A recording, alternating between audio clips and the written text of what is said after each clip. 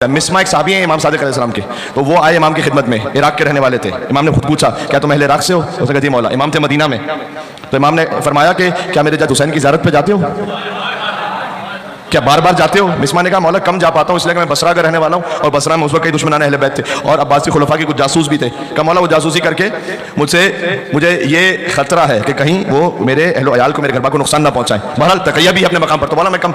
इमाम ने, अब वो इमाम ही क्या कि अगर कोई मोमिन किसी मुश्किल में है तो उसका रास्ता ना बतला दे इमाम। हाय हाय हाय। तो इमाम अलैहिस्सलाम ने कहा कि अच्छा चलो बार बार ज़ियारत पे नहीं जा पाते, तो क्या हुसैन के जिक्र को सुनकर गिरिया करते हो या नहीं? अब इमा तस्ना बे हुसैन, क्या जो हुसैन पर हुआ था, देखो ये वो ज़माना है इमाम सादिक अलैहिस्सलाम का कि कितने ही हसनी सादात अलैहिस्सलाम में से इमामज़ादे शहीद हो रहे थे।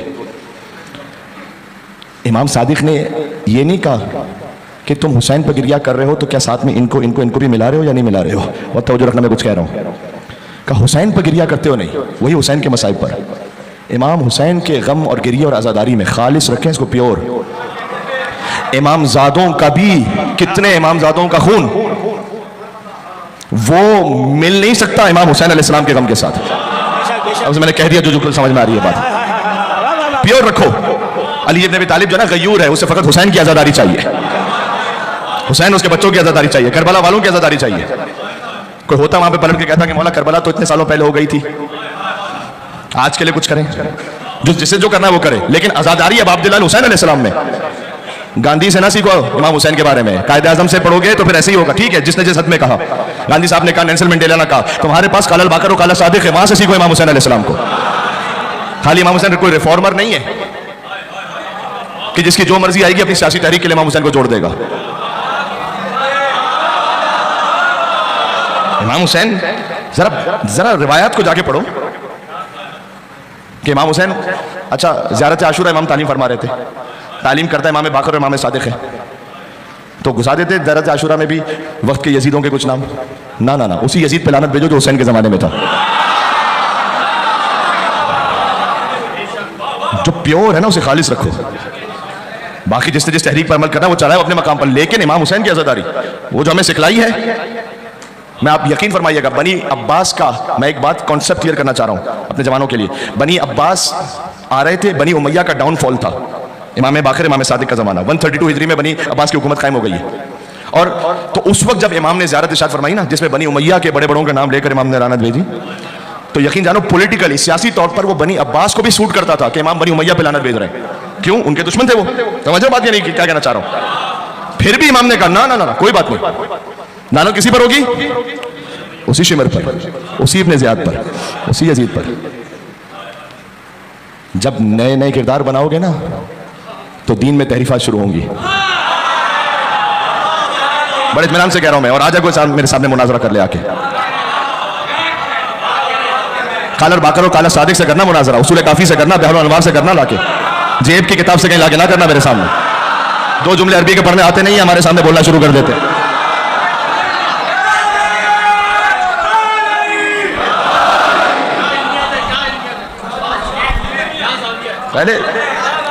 पहले तो बगैर एराब के अरबी के पढ़ना तो सीखोगे। इमाम ने कहा क्या है, अरबी का ना तलफ्फुज़ ठीक है, पता नहीं कौन कौन से लोग, तो ये ध्यान में रखना कि उसको प्योर रखो। इमाम ने कहा तुम हुसैन पर रोते हो या नहीं? यकीन जानो मेरी गुफ्तगू है, मैंने यहाँ तो नहीं पाकिस्तान में किसी और जगह पे की थी, और वो क्योंकि थोड़ी सी हसास हो जाएगी इसलिए मैं पूरा खोल के उसको नहीं कह सकता। उस गुफ्तगू का मौजू यह था, बाहर से माजरत, अगर इमाम के ज़माने में व्हाट्सएप होता ना तो हम क्या करते हैं। आप यकीन जाने जो हमारे दिमाग में आज़ादारी के सियासी नज़रियात चल रहे हैं ना, हम इमाम तसव्वुर करो इमाम ज़ैनुल आबिदीन अलैहिस्सलाम के ज़माने में हम भी हैं। एक मिसाल दे रहा हूँ, व्हाट्सएप फेसबुक भी है, फ़र्ज़ करो हमला हो गया मदीना पर, वाक़े हिर्रा, इमाम मदीना में है, हज़ारों लोग कत्ल हुए। देखो जो मजलूम है वो मजलूम है, उससे मुझे कोई इनकार नहीं, कोई इनकार नहीं मुझे, जो मजलूम है वो मजलूम है, लेकिन क्या हुसैन की आज़ादारी के बराबर है? ये अलग सवाल है। अच्छा ये भी याद रखना समझने के लिए, हर मजलूम भी जरूरी नहीं है कि दीन उसका हक पर हो। मजलूम है, मैं मिसाल दूं तुम्हें, रुवांडा में कितना जेनोसाइड हुआ, कत्लेआम हुआ, लाखों बच्चे मारे गए, बड़े मारे गए, तो मजलूम जरूर है, उन्हें अल्लाह सुब्हानहू व तआला की जानिब से अजर मिलेगा, कंपनसेशन मिलेगा, लेकिन क्या उनका दीन भी हक पर है? मजलूम होना और बात है, किसी का हक पर होना दीन पर वो अलग बात है। मिक्स ना करो चीजों को, अलग अलग उन्वान है। मैं आपको बताऊं, ये हमारे यहाँ से हिस्ट्री पढ़ी नहीं जाती। बनी अब्बास ने जब बनी उमैया को मारा है ना, तो बनी उमैया से बढ़ के जालिम कौन होगा? लेकिन अगर हम खाली उस ऐनक को लगा के देखें, इन्होंने बनी उमैया के कितने बादशाहों, कितने बड़े बड़ों की कब्रों को खोद कर उनकी लाशों को निकाल कर उनकी लाशों को जलाया। तो मैं तो देख के कहूंगा बड़े मजलूम है। तो क्या मैं आजादारी में शामिल कर लूं?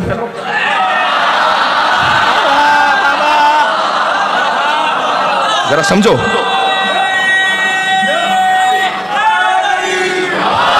ये वाली बात समझ में आ रही है? तो बनी उमैया का डाउनफॉल है, बनी अब्बास आ रहे हैं, बड़ा सूट करता है उन्हें कोई बनी उमैया पे लानत भेजे।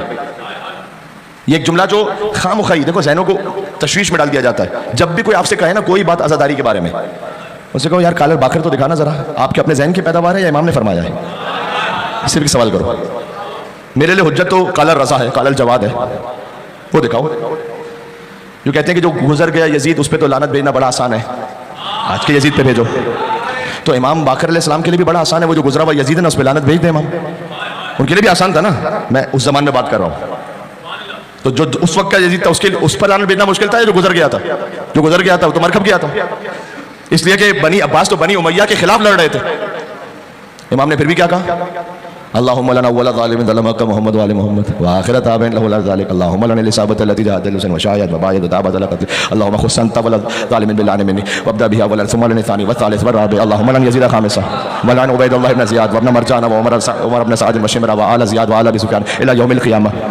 ये मौला ये सारे नाम तो आप बोलें जो गुजर गए, कोई लेटेस्ट नाम ले, उन पे क्या कर रहे हैं? समझो, प्योर रखो। अब आप दिल अल्लाह को किस पर गिरिया चाहिए? हर एक पे नहीं चाहिए अल्लाह को गिरिया।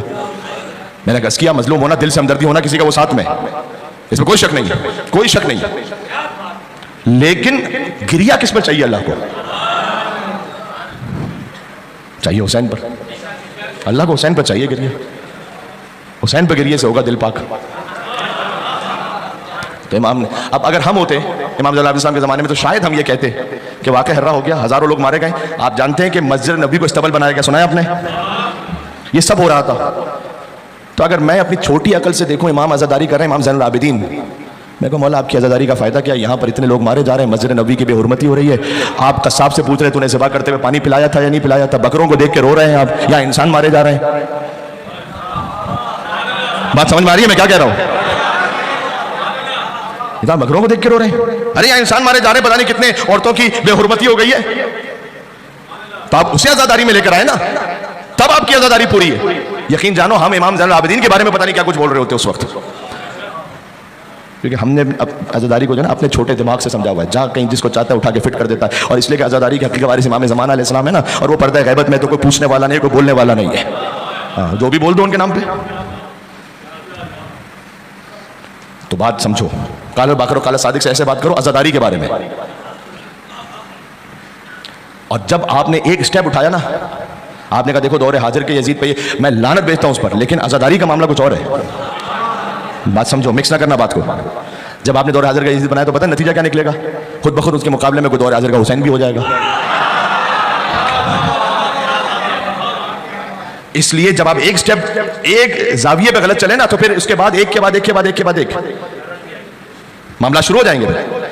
इसलिए जो इमाम ने सिखलाया है, जिस तरह सिखलाया है, मिसाल के तौर पर कोई भी लफ्ज़ कहे, आज का यजीद, आज का ही, आप कहें कि इमाम अलैहिस्सलाम ने क्या किसी को भी अपने ज़माने में ये कहा है और आज़ादारी में उसे शामिल किया है? ये सवाल है। क्या हारून रशीद का नाम लेकर इमाम ने आज़ादारी में शामिल कर दिया? उससे बड़ा कौन होगा? मामून रशीद से बड़ा कौन होगा? इमामों का कातिल है नहीं, वही इमाम ने कहा वही ज़ारत आशूरा पढ़ो। कॉन्सेप्ट्स क्लियर रखो। हाँ, बड़ा आसान है। आप चूंकि सोशल मीडिया है ना, तो कोई भी 2-3 पोस्टें आती हैं तो जवान का जहन बहक जाता है। समझ आ रही बात? मैं इमाम सादिक अलैहिस्सलाम के ज़माने में अगर होता, तो मैं किसी खास हवाले से कह रहा हूँ, तो मैं तो उनसे कहता कि मौला आप यहाँ बैठ के आज़ादारी कर रहे हैं, हुसैन हुसैन कर रहे हैं, वो रो रहे हैं, यहाँ पर कितने ही बच्चे जो है ना दीवारों में चुनवाए जा रहे हैं। तो है ये जुल्म तो है, लेकिन क्या आज़ादारी इमाम हुसैन अलैहिस्सलाम, मजलिस इमाम हुसैन अलैहिस्सलाम में ये मखलूत होकर गिरिया होगा ना? हुसैन पे गिरिया करबला पे खालिस रहेगा। ये मैं इमाम ज़ादों की बात कर रहा हूँ, और तो किसी की बात भी नहीं कर रहा मैं।